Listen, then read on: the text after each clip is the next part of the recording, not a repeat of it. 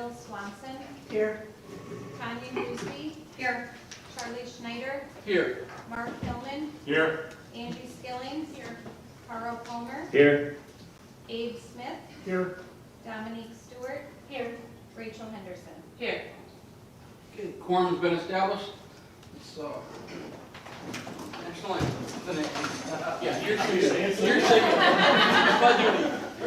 I pledge allegiance to the flag of the United States of America and to the republic for which it stands, one nation, under God, indivisible, with liberty and justice for all.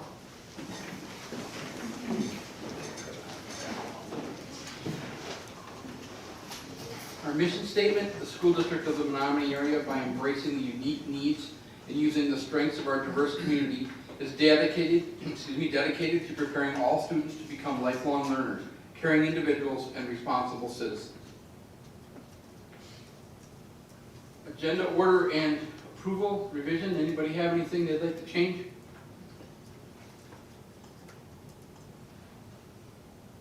Hearing nothing, we will move on. Recommendations and accommodations. Nothing for today. Community communications, we have one, and I will remind you that the opinions, beliefs, and viewpoints expressed by the various speakers during community communications do not necessarily reflect the opinions, beliefs, and viewpoints of individual board members, the board as a whole, or the school district of the Menomonie area, nor do they reflect the official policies of the SDMA. We have one this evening from Ms. Josie Pillman. Please state your address, and then you have 3 minutes. I'm Josie Pillman. I live at 235 3rd Avenue East, Apartment 5 in Knapp, Wisconsin, and that is within the Menomonie School District. Dr. Zajdowski, Mr. Chairman, members of the board. We have a brand new ruling from the U.S. Supreme Court. The so-called right to an abortion was never found in the Constitution. It was never right to murder an unborn child or to injure the mother through abortion. For almost 50 years, our country has lived under this horrific lie. Many children who should be sitting here in our Menomonie classrooms were violently murdered. We can be thankful that is over. I hope that the truth of this ruling can be taught in every high school social studies and civics course beginning in the fall at the SDMA. We learn from our mistakes so as not to repeat them. Now let's move to human sexuality. The strongest, healthiest place to raise a child is in the traditional family.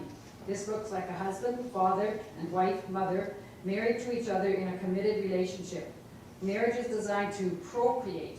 This means the physical relationship is designed to bring forth children. There will be the temptation in young people's lives to break out of the moral bounds of marriage and its timeline in order to recreate.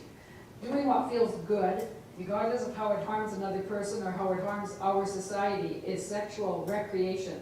It is wrong and will be very hurtful. Our teachers must teach our children so. To be clear, all forms of promiscuous sexual behavior, including LGBTQ+, is unhealthy and immoral.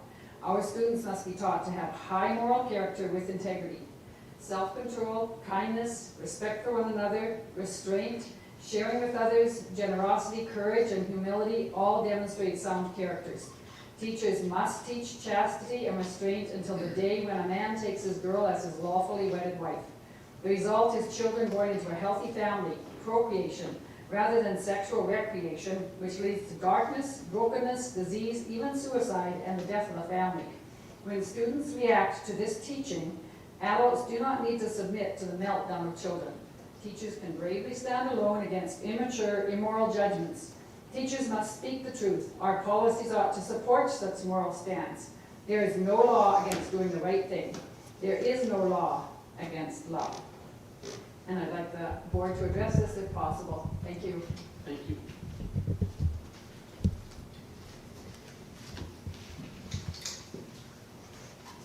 Moving on to the personnel consent agenda. Entertain a motion to approve. So moved. I second. Motion by Angie, seconded by Carl. Discussion.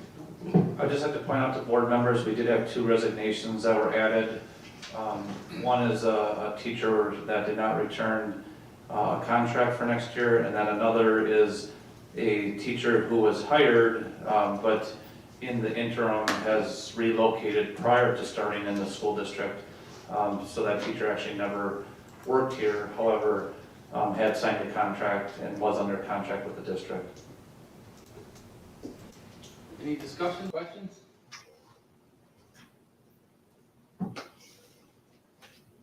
Okay, hearing none, let's vote.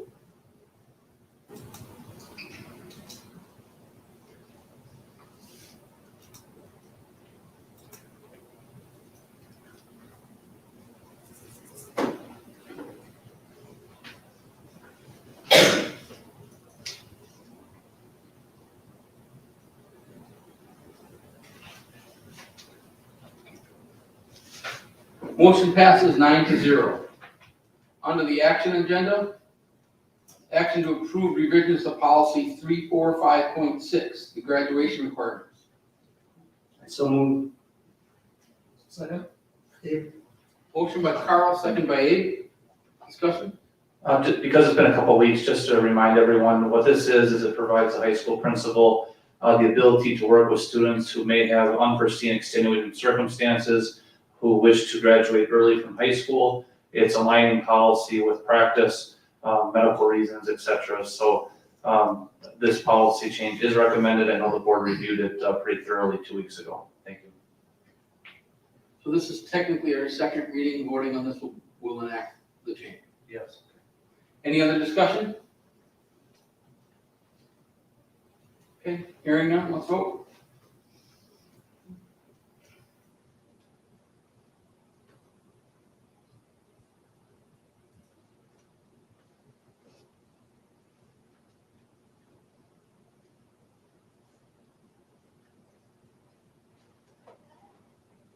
Motion passes 9-0. Moving on to action to approve food service summer compensation. Excuse me. So move, Dave. I'll second, Rachel. Motion by Abe, second by Rachel. The board was provided a recommendation from the Director of School Nutrition, Michelle Closer. And in previous years, school nutrition staff were paid at a summer rate. However, due to the services provided during the summer and the responsibilities that the staff has, Mrs. Closer is recommending that school nutrition staff be paid the regular wages. As you all know, summer school is a little bit different than the regular school year, but in the kitchen, it really is not much different at all. So the total impact on her budget is $1,100. She did note that she feels her budget is more than capable of handling this. So I'll concur with Mrs. Closer's recommendation that the board approve this change moving forward.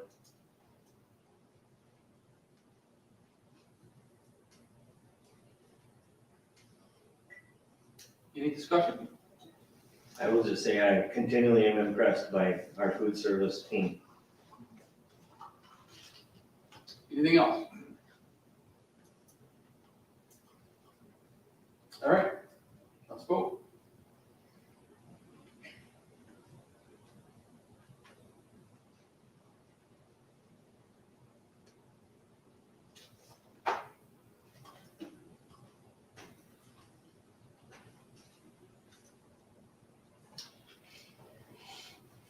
Motion passes 9-0. On to discussion items, summer maintenance report. Our Director of Building and Grounds, Kevin Tomaszewski, is here tonight to give the board this update. Every summer is busy, but it seems like this summer is no exception. Excuse me, lots of projects, and Kevin, thanks for being here tonight. Go ahead and take it away. So I supplied a list of projects to all of you, and I'm basically going to go right down that list. The first two, I think, were discussed by our energy manager at one of the most recent meetings. I just want to add a couple quick things to that. For the solar project, we do have a new tentative start date of July 20th. And for LED upgrades, I just wanted to clarify that the middle school remains our top priority for schools to retrofit, but I do think we have the capability to also do downstroke over spring break of 23. So we did NAP about 2 years ago in the same time frame. I think it took us 3.5 days. So that's a little bit of a deviation from the 30-year plan that the board approved. But to still get 2 schools done, that's what I would like to pursue. Moving on to the middle school plumbing, we're having issues with 1/2 inch and 3/4 inch plumbing lines. Fun stuff, but it's very problematic. Pinhole leaks are popping up throughout the building, and there's very few shut-off valves, so we're waiting on a contractor to have time available sometime after July 1st. I don't have a solid start date on that, but it's still planned for this summer. Over at the high school, as you know, we're working on the sports complex, replacing the turf with artificial turf. It's going to have football, soccer, and softball lines, new bleachers, a prefab cross box, and speakers are going to go up on the light poles that we put up a couple years ago. We do have a timeline on that project now. It's tentatively scheduled to kick off July 11th, and it's a large project. We think it's going to run through mid to late November by the time it's all wrapped up for this school year. Then the only item remaining on that job would be the restroom construction, which we would plan to do in the summer of '23. Also over at the high school, cardio room upgrades. The athletic director has developed a list of equipment in conjunction with the coaches. We have the quotes in for that. Right now we're just determining the location of the cardio room. Initially it was going to be in upstairs room near the field house entrance. There are some discussions of relocating the wrestling room upstairs and having the cardio room downstairs. Once that's decided, we just need to make the equipment purchases and some minor electrical modifications. Over at Oak Lawn, fire panel replacement. So Oak Lawn was constructed in the 1990s, and we have a fire panel from the 1980s, which is kind of interesting. It's becoming very obsolete, tough to get parts for. It's not as simple as replacing just the panel. To bring the building up to code, that system up to code, we have to replace all components of it. So we're talking horns, strobes, wiring, panel, all that good stuff. That project kicked off 2.5 weeks ago. It's going well so far. Another 2 to 3 weeks, I would predict it'll be wrapping up. Wakanda flooring upgrades, pretty straightforward. We're going to take 8 classrooms with worn carpet, north wing of the school, replaced with commercial carpet tile, as well as 2 small common areas in the near vicinity of those classrooms. That'll be kicking off approximately July 20th. Blacktop maintenance this year will be at Downsville and the district office sometime after the first of the year, or fiscal year, excuse me.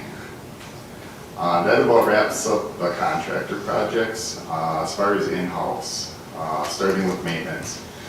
The big thing for us this year is going to be moving furniture. I think we spent approximately somewhere between 2 and 3 months hauling desks, tables, etc. from the elementary schools to the middle school storage room, preparing for COVID arrangements. So now we get to bring a lot of that back. When that's done, we also have, I think we got a semi-loaded desk purchased for the district for the high school. Many of those will also go to storage. So a lot of moving things around. Once those items get to the schools, the custodians take over, rearrange the classrooms for the principal's recommendations. So a large part of our summer is going to be involved in moving furniture. When time allows, back to the high school, the sign at the main entrance is getting a little rough. It has shingles for rough. We have materials on site to fix that up. And out at the environmental site, lots of nice walking trails out there. We just want to do a little maintenance to the trails, repair some of the footbridges, a little bit of work inside the main educational buildings, such as ceiling fans, just some small odds and ends.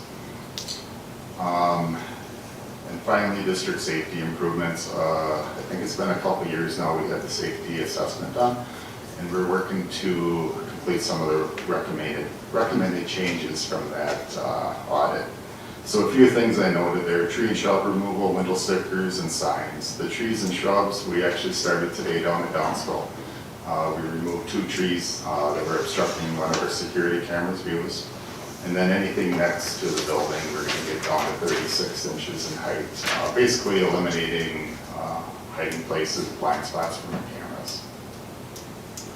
The window stickers, that's going to be on all exterior classroom windows. Should the need arise for law enforcement to come to the buildings, they'll be able to easily identify which windows belong to which classroom. They have maps available. It'll just be an aid to speed up their response time. And then finally, signs. Some of our schools are sitting pretty good with signage. Some need a little work. Basically directional signs, student parking, staff parking, things like that, drop-off zones. That'll be fairly straightforward. However, I think at the high school, we might be looking at some custom signage. We have, 3 entrances there and a lot going on. Those examples, plus shipping, receiving, field halls, things like that. So I'll be looking to see what we can come up with for a nice campus-like signage for the high school. And then finally, our custodial staff. Like I mentioned, a lot of classroom arrangements to try to get back to normal arrangements. And then our typical summer deep cleaning and floor care. Across the district, that's pretty easy. We do have the project going on at Oak Lawn. The contractor so far has been absolutely great working with our custodial staff. Communication's been good, so I don't see any issues there. River Heights, we have some tenured staff there. They've been through this before. They have summer school as well, or summer programming. But the high school, we did make a few adjustments this year. Normally, the vast majority of our custodial staff go to a 4-10 shift, day shift in the summertime. This year, just to try to keep up over there, we are keeping staff on afternoon shifts, starting them a little early, coming in at noon. With so many students in the building, it is kind of like a normal school year, cleaning up after those activities and then continuing to try and do our summer duties. So a little bit of a change over there this year, but so far we're hanging in there. Last but not least, summer staffing. We do have one painter for the district currently working over at the middle school. She'll be transferring to the high school a little later this summer. And then our grounds crew is 3 staff that take care of the mowing and trimming for all of the grounds in the district. So they stay really busy. We'll have all 3 of them on board until school starts, at which time we drop down to 1. So we're going to get all that done in about 2 months. I hope. Any questions for Kevin? I just wanted to ask a question, with all these projects going on and the supplies you have to get, is there some issues with supply chain management? Like I was thinking, for the sports complex especially and some of the other things you're doing? We're not seeing any big red flags with the sports complex, but if we back up to the LEDs, that was the major goal was supply chain. The solar project, there's been a couple little glitches in that too, along with staffing. Those are the 2 big problems we're facing, yes. Thank you. I was just gonna ask with the furniture, was there extra furniture purchased during COVID? So do we have more than we need because it's an auction? And I'll answer that. Yes, we do. I can't remember what we paid. It was like $2 for 200 desks or something. We went on an auction and bought a lot of extra desks. So because we couldn't use some of those classroom tables. So at that point, we will be offering a community sale, and then whatever's left over will be discarded. gotcha. I was curious how long you hang on to something. Well, if you got it at fire sale price, then that's a little different, It's real equity sitting there versus, gee, we might need some more desks.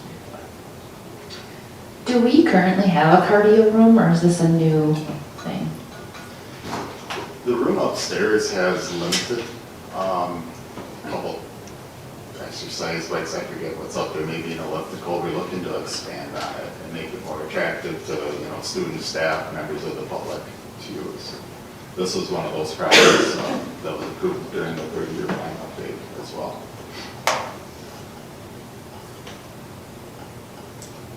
Any other questions for Kevin? I have one, Kevin, on the LEDs. You were mentioning the delay at a couple of schools. So the ones that will not get done this year, are you on the schedule right away then for next summer for those buildings? We're not on the schedule, so to speak, yet. We have everything ready to go. We have the RFPs ready to go, change the dates, change the names, Okay, so you'll put it back out to bid then? You're not locked into that contractor with? Correct, we are not locked. Okay, thank you. Anything else for Kevin? Excellent, thank you.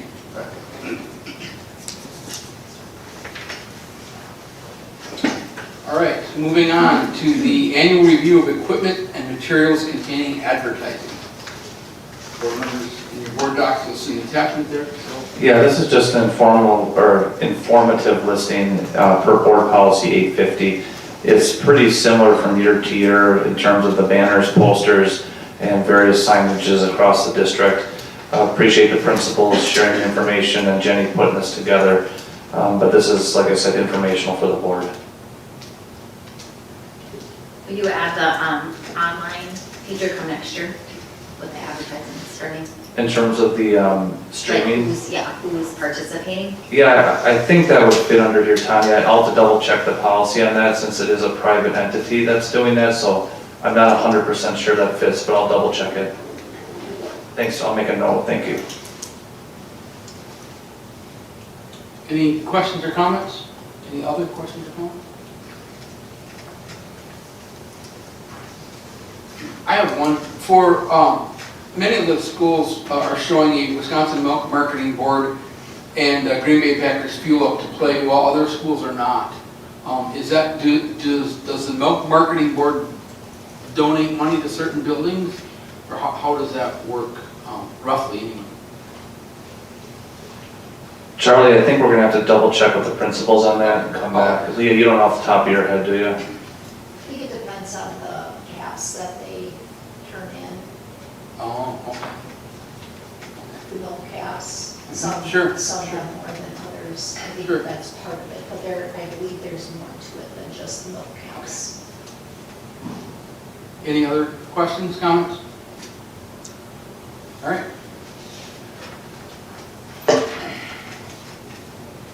And now to discuss mental health services support and initiatives. So tonight we have with us Tony Quisky, our Director of Student Services. I also see Tyler Miller, one of our school psychologists, and Angela Ruckty, one of our school counselors. I don't know if you want Tyler and Angie to come up, or Tony, why don't you just go ahead and take it away? I'll start and then I'm going to bring them up. So you all had a chance to, hopefully you all had a chance to kind of review my report. I'm not going to read it to you, but I'll highlight some different things. So one of the things to define, because I put in the report quite a few times, like tier 2, tier 3, just so you understand our definitions of tier 1, universal for all students are getting it. Tier 2, there were targeted services available to some. And then tier 3 is really those services that are available to one, and but many times includes outside services, okay? As you can see, I listed some of our curriculums and resources that we have been using within our buildings. And then some SEL kind of competency learning maps. Those will need to be reviewed. Those were done a few years ago. For example, the middle school one, if you've looked at that one, had listed second steps as the curriculum, but they have since moved to Character Strong. So those are things that will need to be reviewed. Those are things that they're not a one and done. Those are things that we would redo, and then we would have to periodically review them to make changes based on the things that we're doing, okay? If that makes sense. Then kind of really kind of going into elementary. I'll take a step back. So right after school was done, we spent 2 days with a pupil services team, not really pupil services, a team of elementary and middle school staff who work primarily like on their tier 2, tier 3 teams. So it was, I don't know, there may have been more than a dozen staff members in there, and we spent 2 days kind of working on some of this. And finding out where do we need to kind of move forward. So some of this in the report came out of those 2 days. For elementary, something to highlight is our student assistant teams that meet and kind of talk about students who are maybe struggling. And this is looking at students who are struggling kind of social, emotional, behavioral needs. For example, and then this gives us an opportunity to show some of the things that they do. And here's, I have Make Connection. River Heights uses this. And this is something that they created to help students make a connection in school with staff members. As you can see, elementary, it's very visual. Lots of Velcro so that they can stick on and change their answers. It helps students with some of that communication. So, for example, Ms. Berg might meet with a student and utilize this when she's talking with a student. You know, what do they want to talk about? Do they want to talk about their friends? Do they want to talk about their feelings? And it gives some visuals to a student who kind of needs that. So this would be, I think, something that would be used with a tier 2 type of a student. Okay. One of the things that came out of that group is that we are wanting to get more consistency when we talk about making a referral to a tier 2 team. And so we're working on creating more of a one form, not really one form, a form that's kind of consistent across our elementary schools so that it's pretty consistent, especially for staff who move from one building to the next, so those processes are very similar. Middle school. I think middle school, each level, so SEL services at each level look different. As you can say, as kids get older, you would expect that those kind of services would look different. Last year, they moved to Character Strong, and they're doing weekly character lessons. And when talking to the middle school, that has been a positive change for them, moving from second steps that's done at elementary to Character Strong that it gets done at the middle school. High school, do you guys, so I'm going to bring up Tyler and Angie so they can highlight some of the things that are happening at the high school.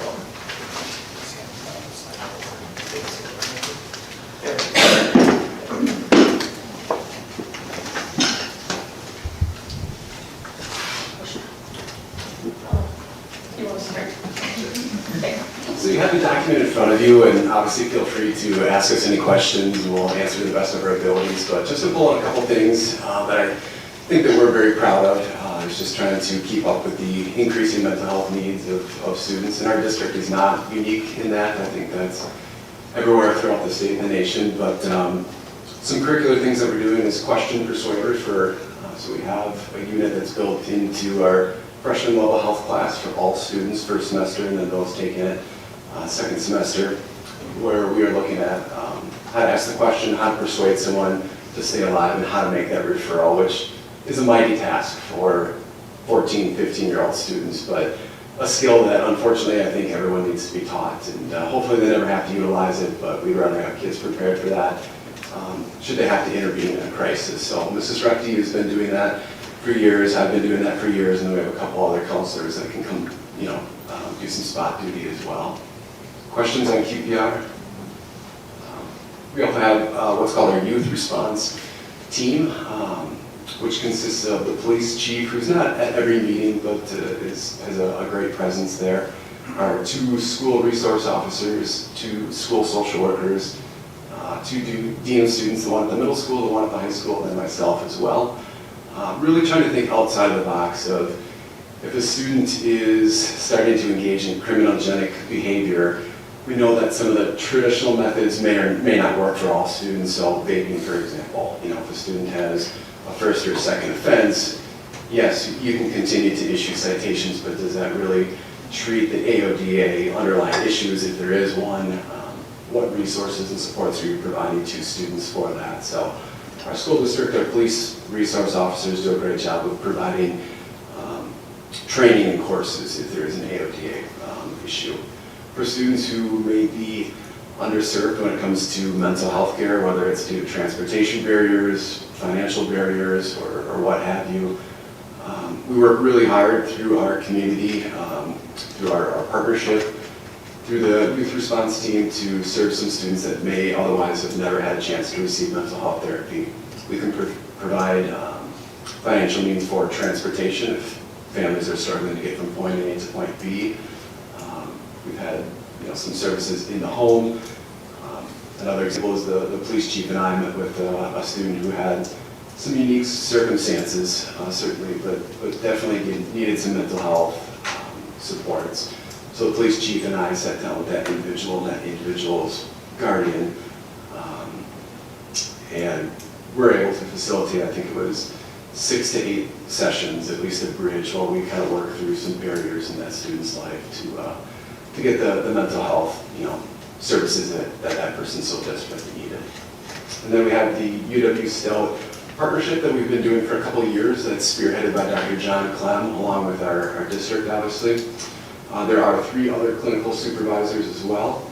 Allie Kunchik is a school psychologist at Menomonie Middle School, who is the site supervisor, and then I serve as the site supervisor at Menomonie High School as well. So first year, we were kind of building the airplane while we were trying to fly it, but we've really grown, and the expansion and the work that we've done on behalf of the district and UW Stout has been incredible.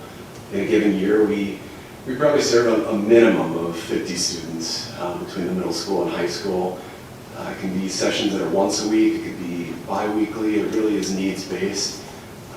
But the priority we try to keep for, again, underserved clients, students that may have financial barriers or transportation barriers, but if we do have spots that open up and parents can't get their son or daughter from point A to point B, or they don't know where to turn, or their insurance only covers a handful of sessions, we're happy to step up and to serve as well. So we sign all the legal paperwork, the HIPAA laws apply. We're basically just using our site as a space.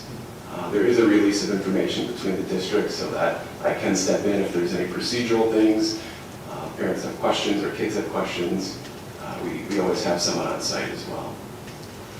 I'll just take a step back, because I think some of those things are really higher level, like tier 2, tier 3, but a couple of things that I'm pretty proud of at the high school in terms of some tier 1 would be like our LINK program, that transition program for freshmen coming into high school. Being one of the advisors and seeing it from prior to being an advisor and being involved, it's so cool for us to see those upperclassmen be trained and then to work with small groups of freshmen.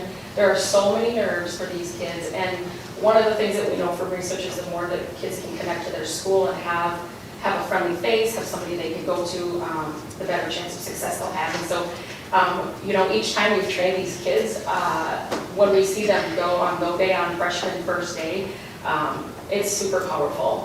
So that's one big thing we're continuing. It's been in place over 7 years. The input that we get from the freshmen and the leaders is pretty powerful in terms of how it impacts those freshmen on that first day, the first week, the first few months. So we, include all freshmen on that first day, and that continues through the whole year. The other thing, in terms of student services, the counselors, our caseload, which we're grateful to have 4 again. We had 4 for a long time ago. We had 3. Now we're back to 4 again the last couple years. Thank you for that. But we do academic and career planning conferences with all 9th, and we invite families to meet with us 9th and 11th grade. The last 2 years has been a little bit difficult, obviously, to do those. We tried to make adjustments with virtual meetings and things, but there are a lot of kids that we would really like to have the parents come in, and for whatever the reasons are, we don't make those connections. So it always is interesting because while the academics and the career planning is the focus, 9 times out of 10, it's the time when we're finally together and we're 20 minutes in and we haven't even touched any of that stuff because there's a question about something that's going on or other things that are impacting. So those personal meetings that we offer are super important. We hope this year to adjust how we do that in terms of maybe presenting information to the kids first and inviting the parents after, so we know that that time is really spent for the kids and the parents. But there's some other things that we are doing, tier 1, digital resources. So you help make sure that the suicide prevention hotline is printed on the back of every student ID card. Excuse me, the gaggle filter that the district uses. That's, I think, been in effect only a couple years, but I remember the first one we got forwarded to student services. What is this? But the way it's set up is to flag certain things that are risky for students. And it was surprising because the first few we got that we followed up on, it literally, if a student was journaling in a Google Doc, and private, nobody's reading it, but because it's part of their student account, certain keywords are flagged. And there's some pretty concerning writing samples for the students that had the filter not caught that, we would not know how much a student is struggling and been able to reach out, talk to them.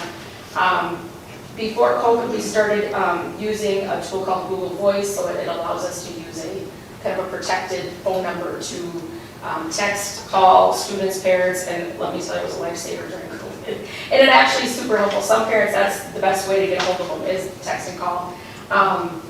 And we also created a kiosk, kind of a Google form for students. What we're finding is even with 4 of us counselors, the needs on any given day for what kids need to see us for, what they feel might be a crisis or super important, or it appears to be not a big deal, but it really is a big deal. It was really getting hard to decipher.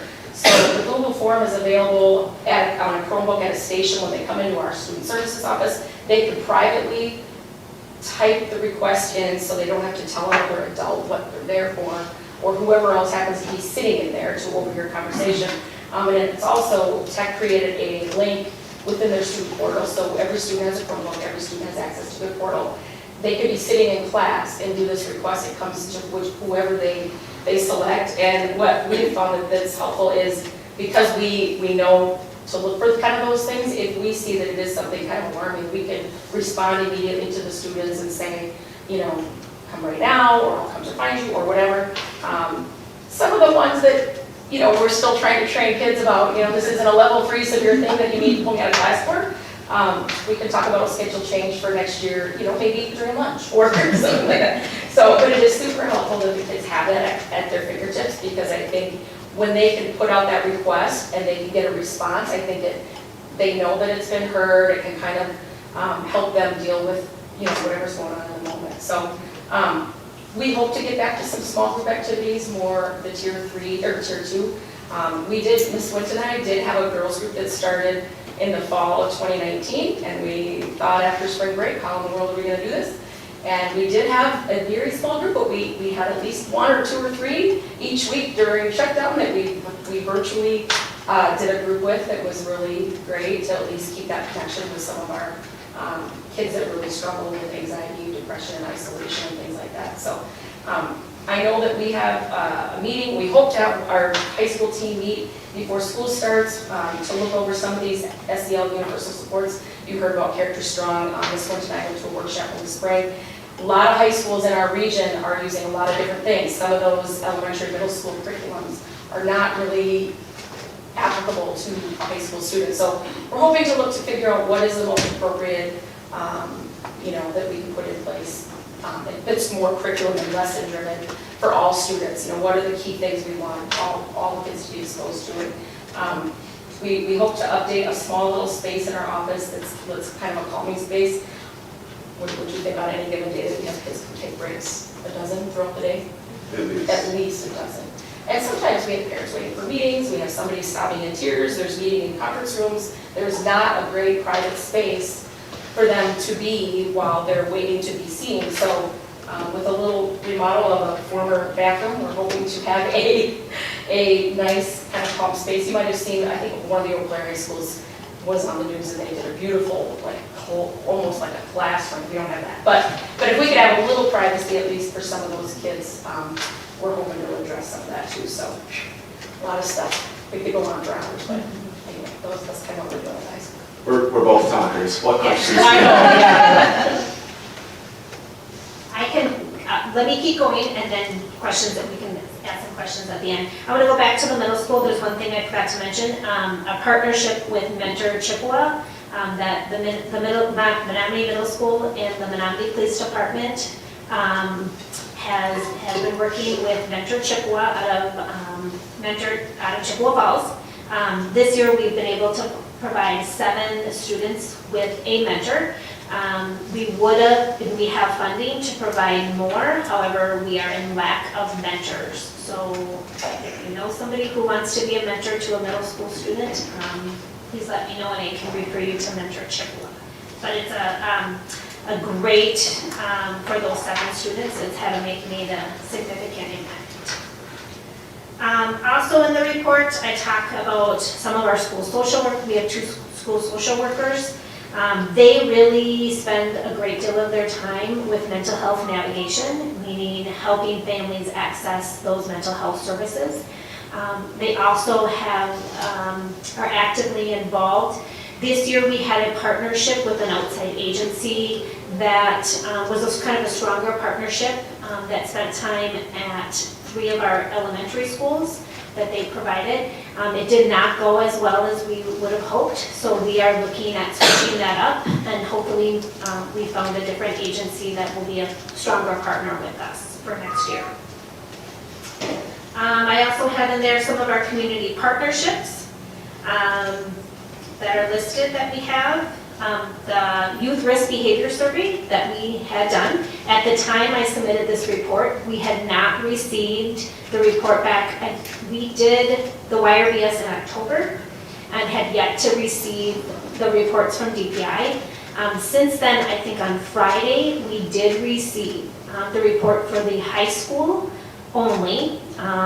Although the middle school did take it, we have not received the middle school report. We haven't released the statewide data or countywide data as of yet. So we're hoping to get that. The high school report was like 158 pages. I have not had a chance to look at that since Friday. I have forwarded it on to the high school, and as soon as we get a chance to get together and kind of talk about that and dig through those pages, we can always come back and do another report. But as of the time I submitted this, those reports were not available. And that, that's an every 2-year survey. Mental health contacts, so those are listed in 2 different. The first set of numbers is the number of students that receive a mental health contact from a school-based mental health provider, meaning a school social worker, a school counselor, a school psychologist. And as you can see, I have those numbers listed there. You should note that 1920 was the year that we shut down because of COVID. So that number, I don't know if I would consider that a baseline. It could be really a false baseline because that was during the time of COVID. And then the second number is it really is a estimate or a guesstimate of how many students receive a mental health contact from a mental health provider. Not all families share with us that they are seeing an outside counselor. So this is of the students that we know, that's where that number comes from. Okay. Tyler kind of went over our partnership with Stout.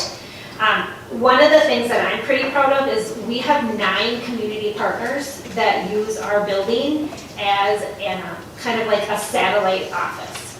So those 9 community partners, and that's not including Stout, use our school building to provide services to families. Now this is at cost to families. Some use a sliding scale, some have different insurances that they accept. But those, and you can see how many clients that they see in our school buildings. Now, many of them see students outside. Not all families choose to have their child seen during school. Some families prefer that to happen outside of the school day. And then I really have kind of our next steps that we are kind of looking at. Again, I talked about the student assistant team, the Tier 2 referral form, adding a behavior tab to the district's RTI toolkit. This summer, we are doing we have 35 participants doing a book study on trauma using the book What Happened to You. Then there's another group of us that are going to go on and receive the further training for Train the Trainer program. Also, I'm working with the New Family Services to hopefully be providing next year some parent coaching offered to families in the district. All right. Questions?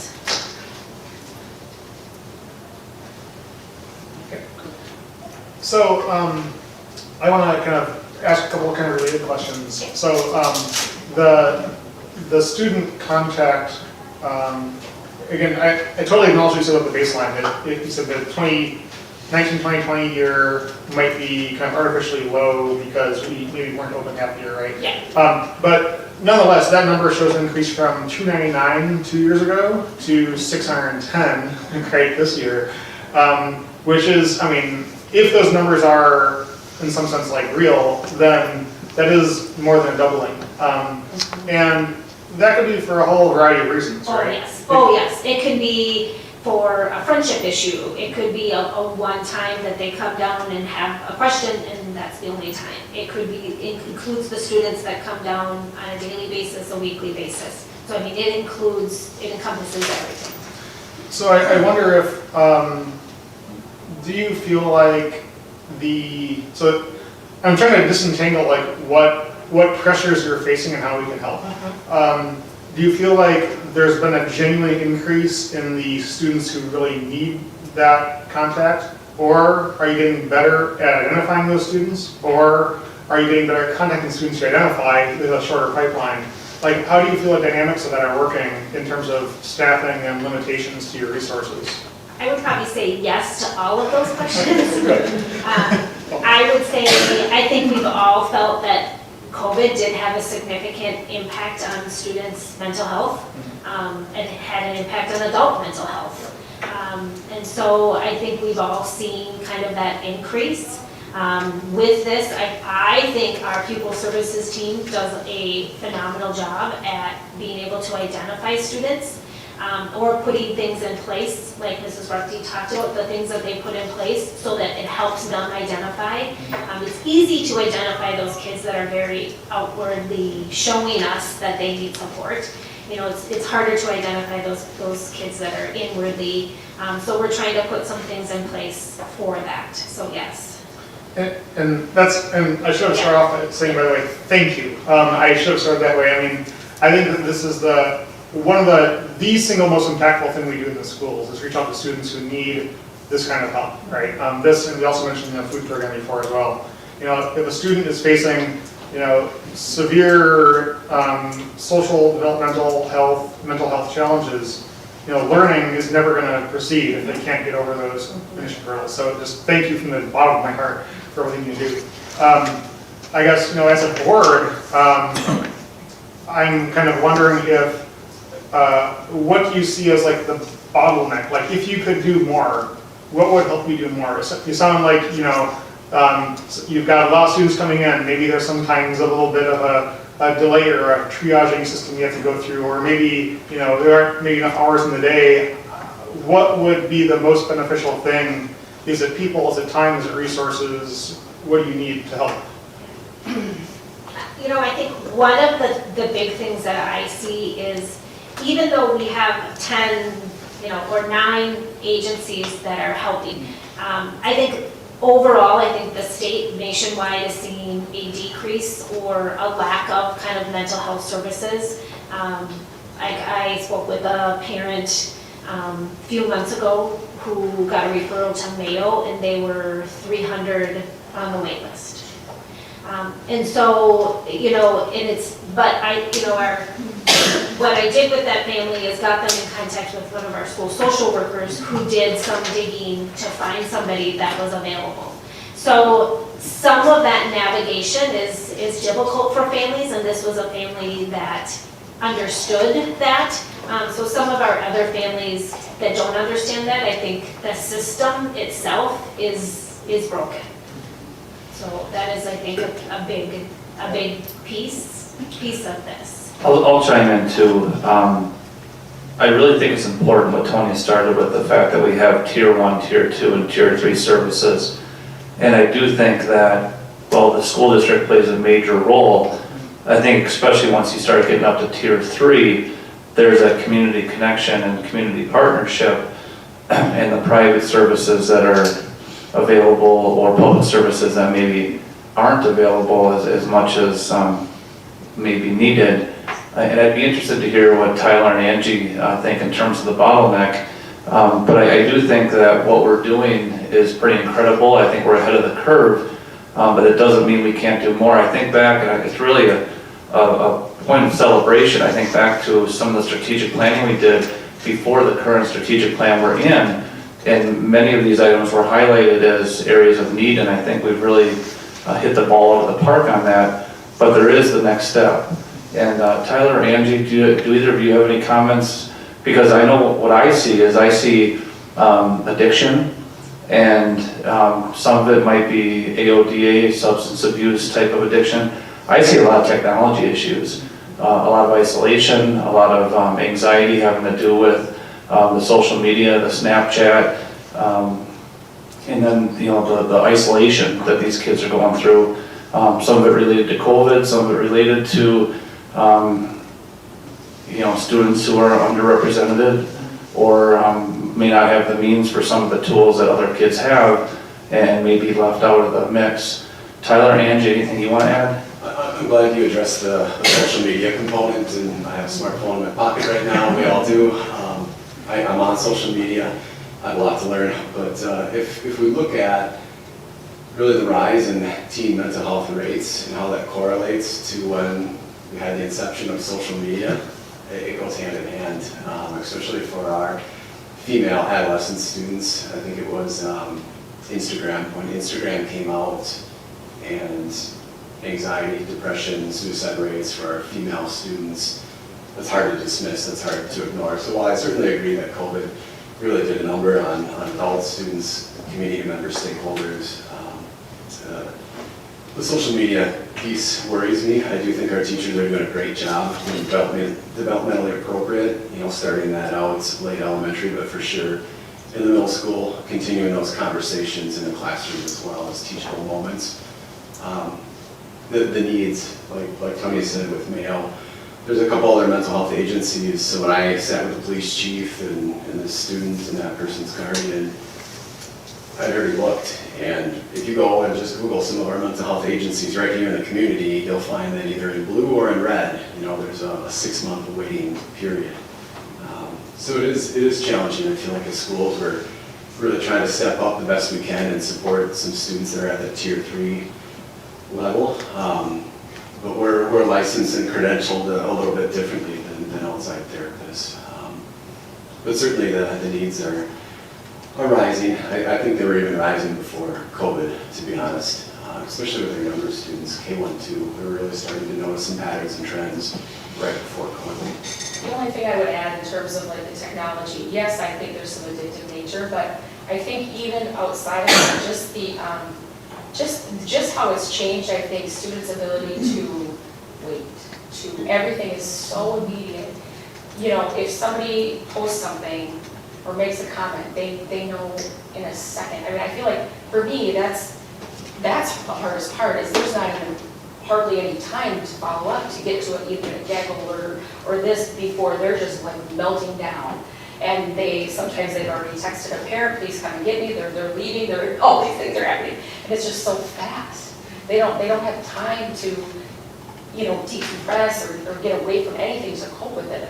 So teaching some of those, you know, skills of, you know, yes, have your phone, but, you know, maybe don't have it until the bell rings. Or, I mean, some of those things, how it sounds awful to turn off the app or, you know, it's easy for us to say that. It's very, very hard for kids to do it because everybody's using it. Do you think it would be fair to say that perhaps the most significant bottleneck right now is the transition from our school-based curriculum and tiers of service to the primary care in terms of service? And when I say that, you know, I think about the school's responsibility and the school's ability to provide mental health services.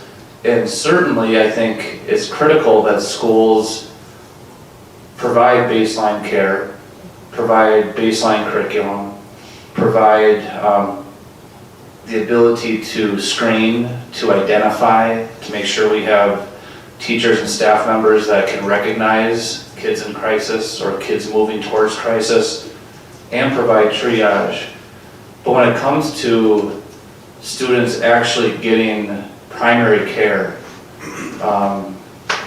you know, routine counseling, routine is probably not the right word, regularly scheduled counseling and actually having a plan of having that kind of care, to me that's where I see the bottleneck between what a school system offers and then what the medical system can provide. One thing I think is that, at least at the high school level, I really hope that we can find something that's more curriculum-based that's universal at that level, because I think there's plenty of kids that struggle with that, but I think giving them more tools in their toolbox, they might not get to a level of a tier 2 or 3, or they might learn to, cope in the moment or whatever, so we have the time to deal with those higher needs. You're right, we're not gonna be like a primary care provider, but I think that there's, some more things we can do at the tier 1 level though, with the resources that we have. I do too, and I think we have to continue to look at our gaps and overlaps, just like we do with other programming and other curriculums, identify gaps and overlaps and where can we fill in those gaps, where are we perhaps being repetitive.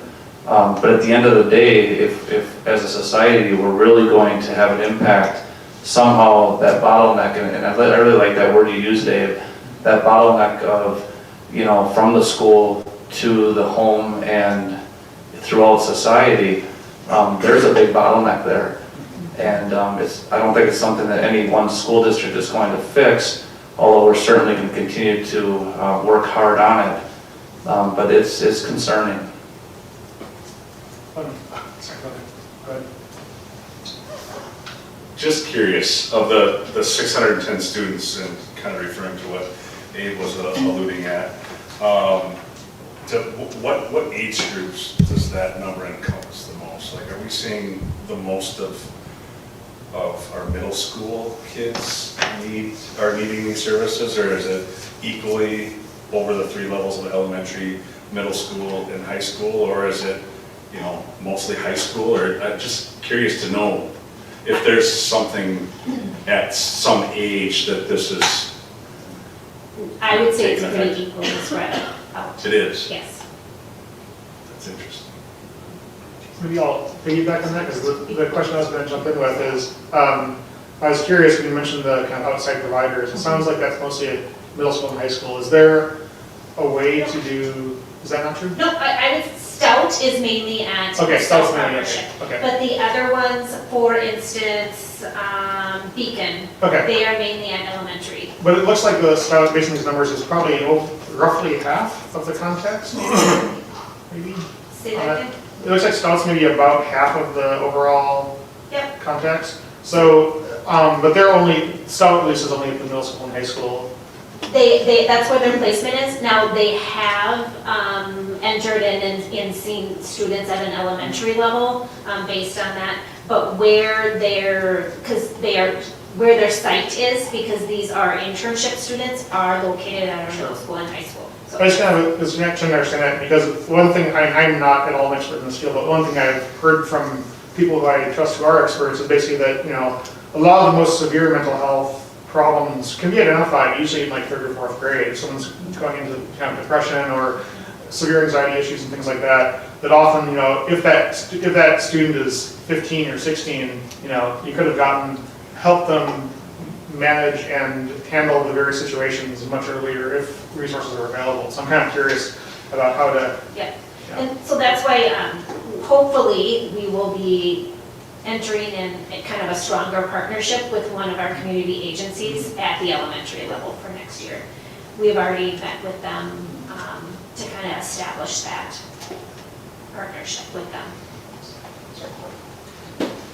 I guess one observation and one question. The observation being, certainly I would say counseling is also a situation of not just is there enough, but there has to be right fit, right? More so than you go to a doctor and you have a sore throat, and pretty much anyone can diagnose you with strep and give you your medication.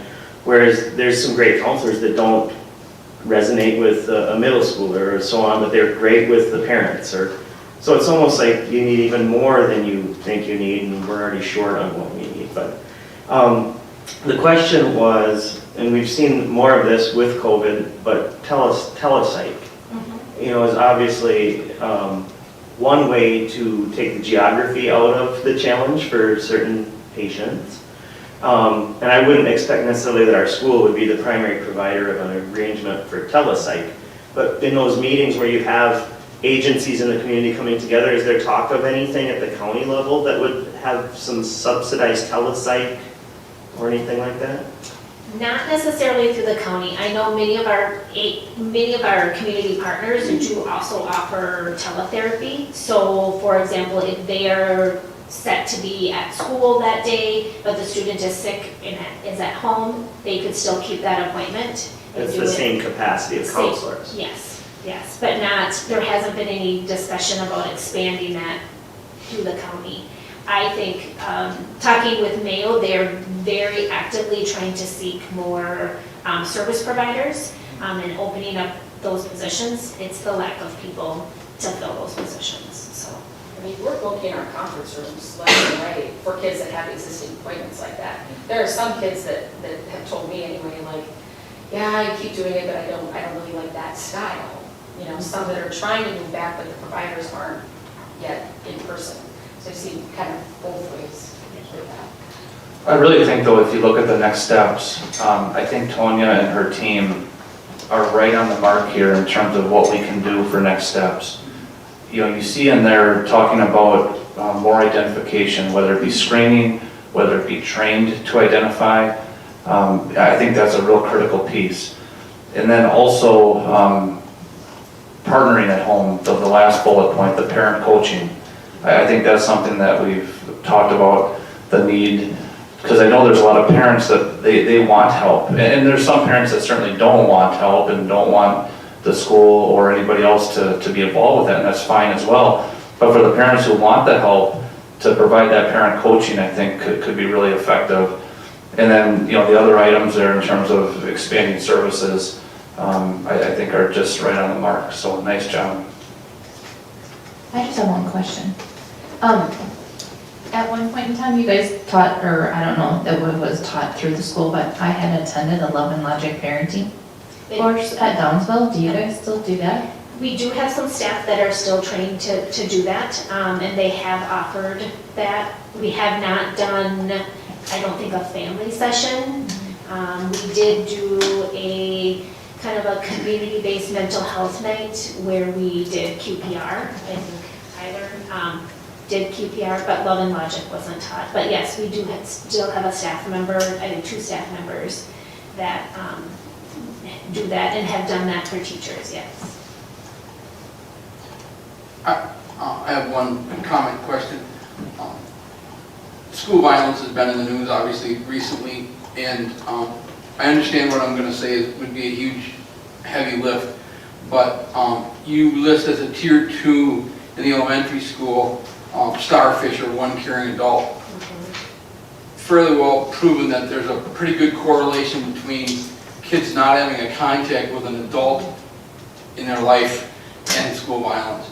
Is there any way that could be moved up into your next steps kind of thing to have that be more universal across the district? I understand, like I said, that's a huge lift, but I feel like that's a very important piece that's missing in this puzzle, if you will. Yep, and that is something to think about. Yep, and that is something that is an area of the YRBS, that those are some of the questions, and that is an area that we talked about, wanting to look at that data at the middle school and high school to see kids' perception of, you know, do they have somebody at school that they can connect with. So yes, that I agree with you. I think it is a big task, but it's not something that we can't continue to work on.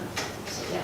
Thank you. I would say, in talking with several teachers about that very same thing, a teacher I respect greatly has said that every kid in our district needs an adult that they've connected with. Can be the housekeeper, can be, and I think a lot of our staff are doing that. I think they're going out, they're recognizing it through that teacher's intuition.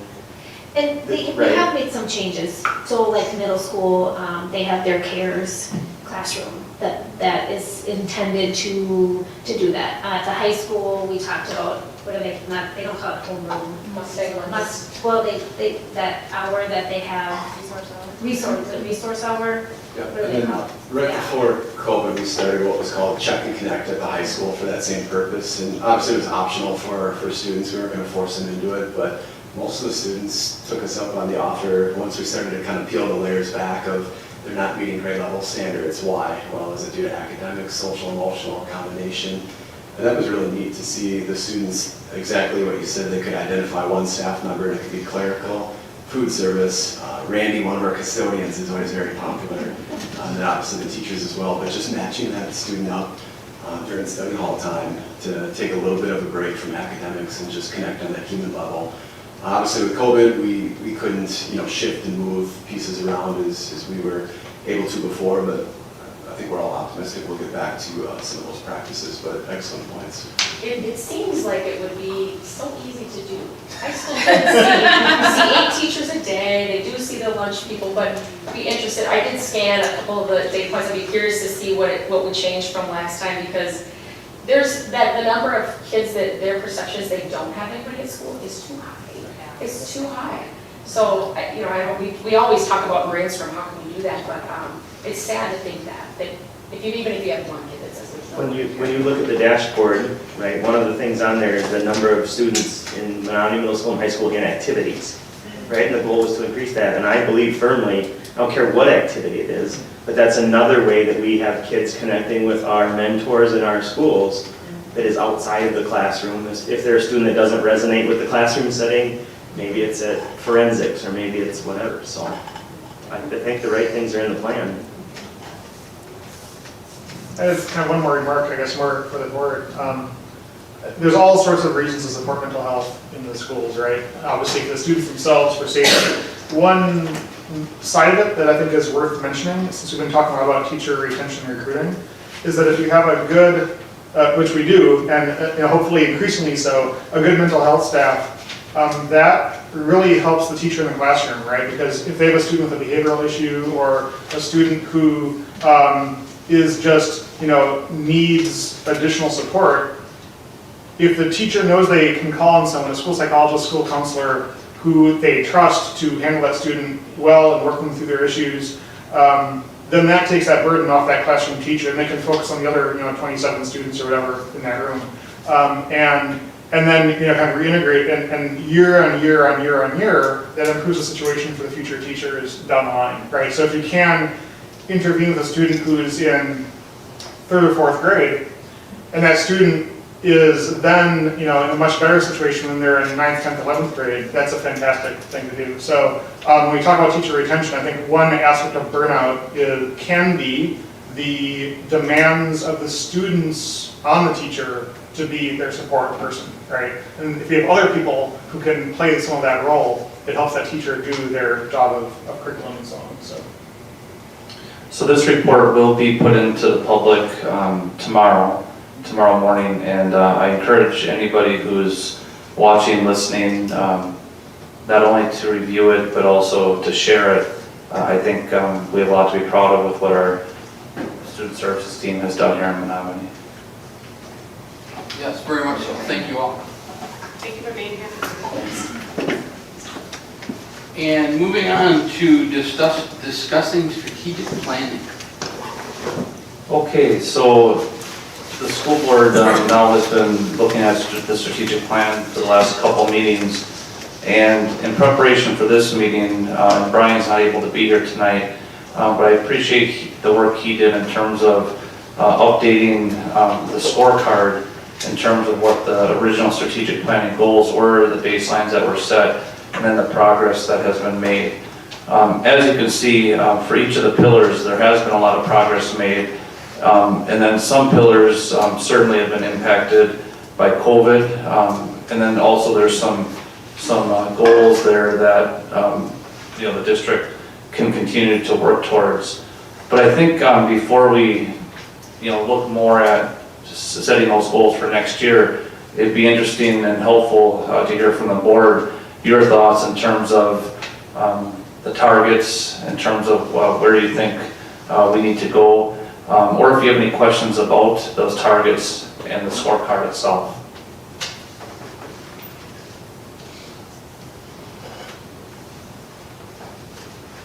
Any questions, comments to start with? I always want to comment to give the opportunity. So some of the things I noticed in the report that were marked as incomplete or maybe below target, such as student involvement in activities that Carl mentioned a little while ago. I think that those almost all of the ones I see are extremely influenced by COVID, to the point that I'm not surprised, for instance, that student activity in, say, sports went down the last 2 years. That's not surprising, right? So I think the progress is really good. And even the things that look like they'd be a little bit lower, they're lower for a reason which we understand, and it's not too concerning, so, thanks.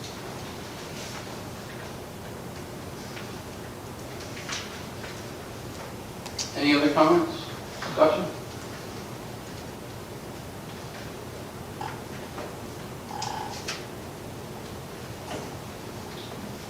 If there's no other comments on the scorecard, I guess the next step then, for today, we also provided, the board had asked for versions of the strategic plan that have strike-throughs through the items that have been completed. And I know that the board will be on July 11th discussing any desired changes to the key pillar strategies, strategic actions and deliverables, and measurable goals. And then hopefully having some sort of approval of any of those changes on July 25th. And then on August 8th, the board will review the status update on the measurable goals and draft work plan for the 22-23 school year. And then hopefully on August 22nd, if everything stays on schedule, the board will be able to approve the work plan and measurable goals for this coming school year.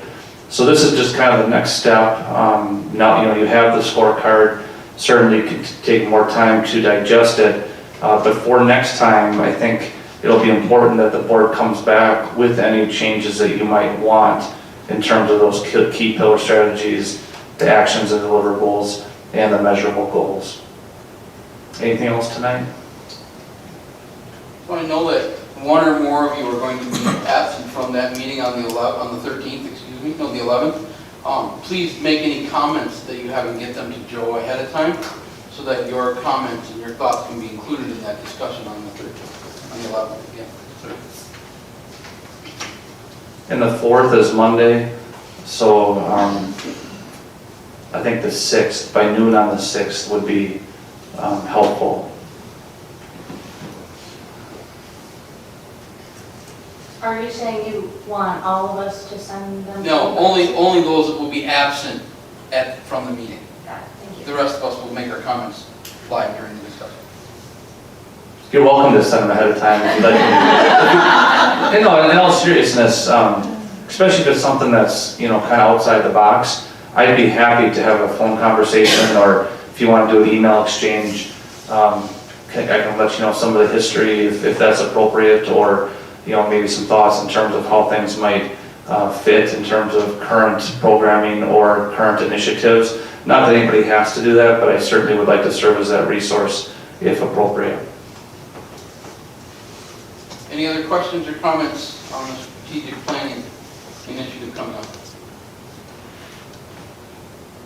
No? All right. Moving on to discussing the calendar of board reports. So this is something that came out, I believe it came out of a board retreat 4 or 5 years ago.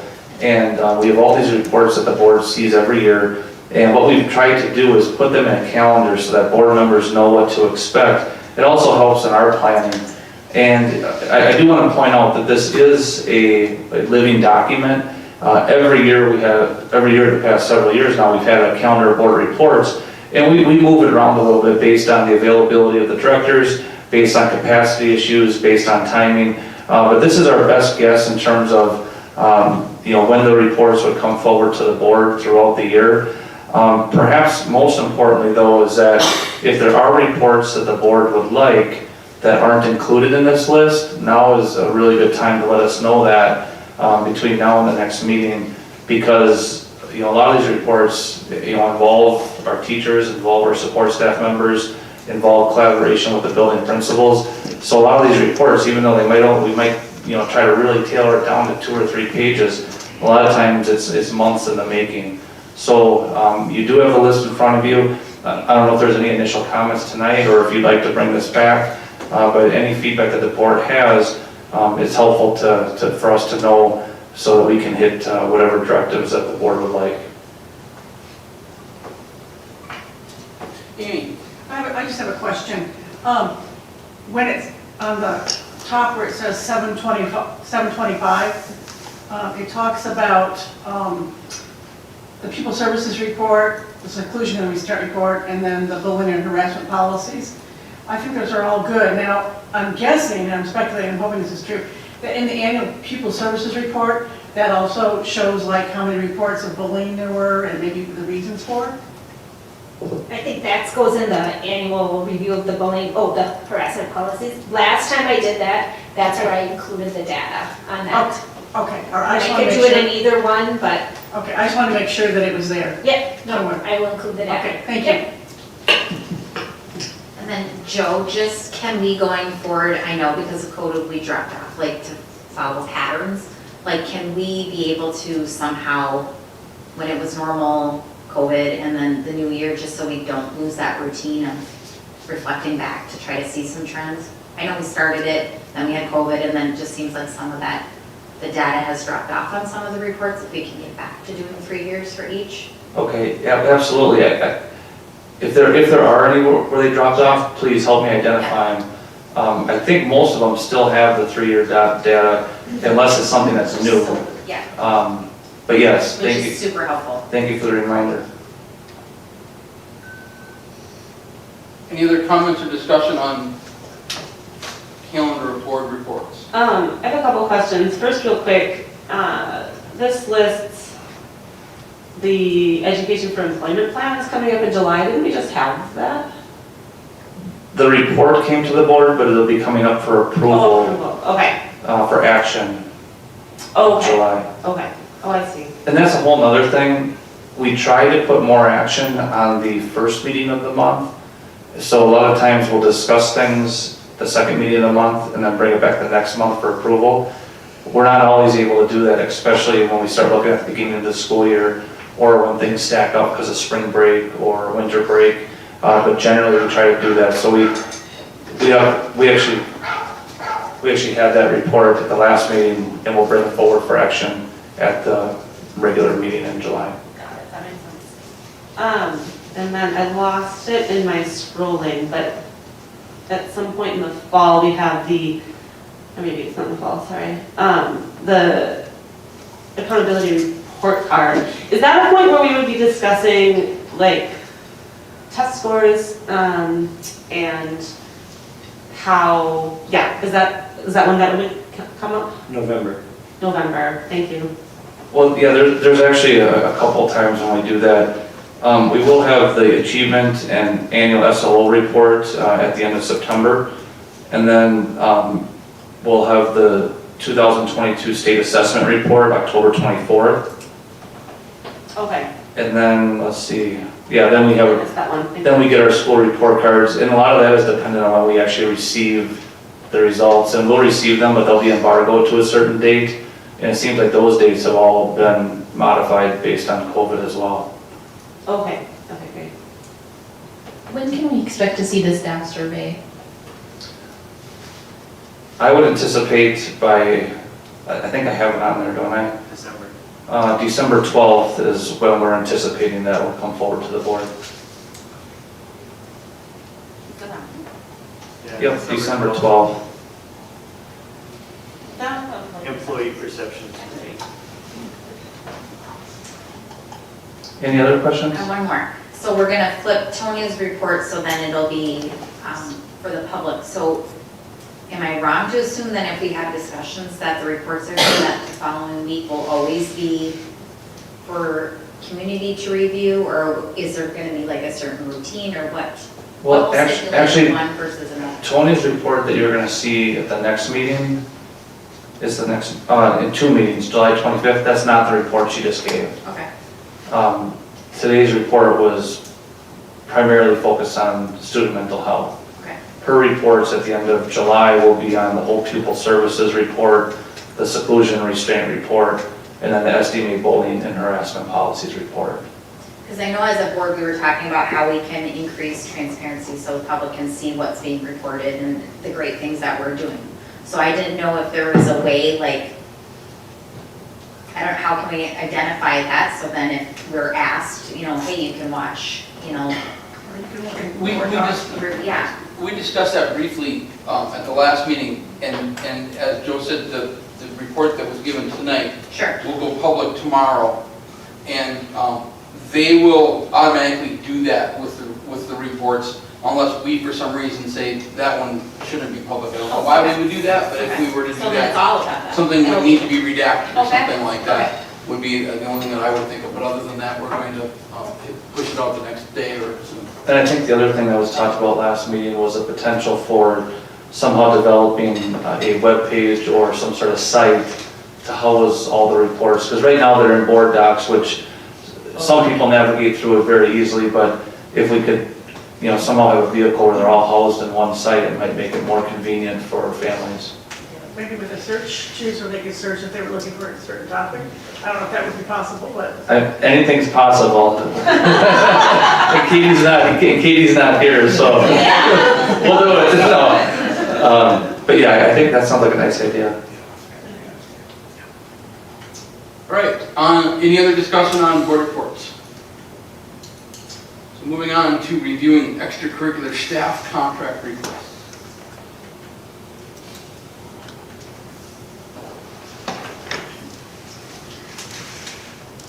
Any questions? Is there any questions, comments?